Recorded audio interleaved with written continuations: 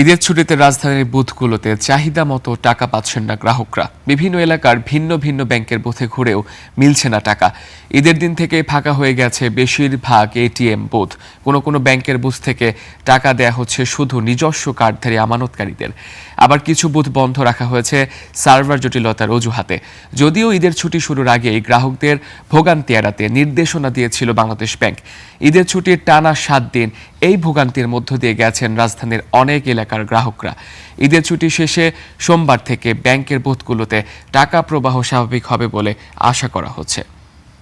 ATM booth থেকে টাকা তোলায় ভোগান্তি ইস্যুতে বিস্তারিত জানাতে রাজধানীর কাকরাইল থেকে যুক্ত হচ্ছেন সহকর্মী ওয়ালিদ সাকিব।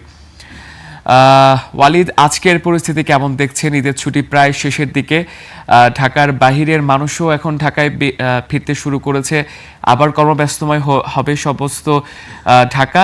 তো এটিএম বুথগুলোতে যে টাকা পাওয়া যাচ্ছিল না, এই ইস্যুর আজকের কি প্রেক্ষাপটে বিষয় একটু জানাবেন আমাদের। সংকট আরও বেড়েছে তামজিদ।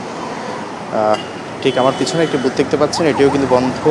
রাজধানী মিরপুরে বেশ কিছু বুথ বন্ধ গত কয়েকদিন ধরে। বলা হচ্ছে যে সার্ভার জটিলতার কথা বলা হচ্ছে, কিন্তু আমরা দেখেছি যে আসলে এই বুথগুলোতে মূলত টাকা দিতে পারছে না, সে কারণে সার্ভার জটিলতা বা কারিগরি ত্রুটির কথা বলে বিভিন্ন বিজ্ঞপ্তি টানিয়ে রাখা হয়েছে। অন্যান্য যে আজকে সকাল থেকে অন্যান্য এলাকায় খবর নিয়েছি, ঠিক আগের মতোই পরিস্থিতি।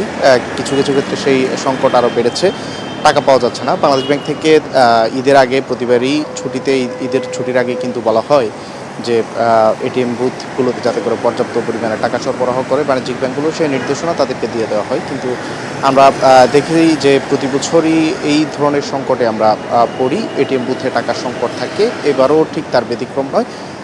এখন যেই গ্রাহকরা ভোগান্তিতে পড়ছেন তারা বলছেন যে প্রতি বছরই যেহেতু বাংলাদেশ ব্যাংক থেকে এ ধরনের নির্দেশনাই শুধু দেওয়া হয়, নির্দেশনার মধ্যে আসলে এটি সীমাবদ্ধ থাকে, কিন্তু আসলে কার্যকর কোনো ধরনের ব্যবস্থা ওইভাবে নেওয়া হয় না। সে কারণে তারা বলছেন যে যদি বাংলাদেশ ব্যাংক কার্যকর ব্যবস্থা নেয় তাহলে হয়তো ঈদের ছুটি বা লম্বা সময় ধরে যখন ব্যাংক লেনদেন বন্ধ থাকে তখন এটিএম বুথের লেনদেন স্বাভাবিক হতে পারে। এই জন্য তারা বাংলাদেশ ব্যাংকের আসলে কার্যকর হস্তক্ষেপ চেয়েছেন। কার্যকর হস্তক্ষেপ করলে তারা বলছেন যে এই ধরনের ভোগান্তিতে হয়তো তাদের পড়তে হবে না তামজিদ।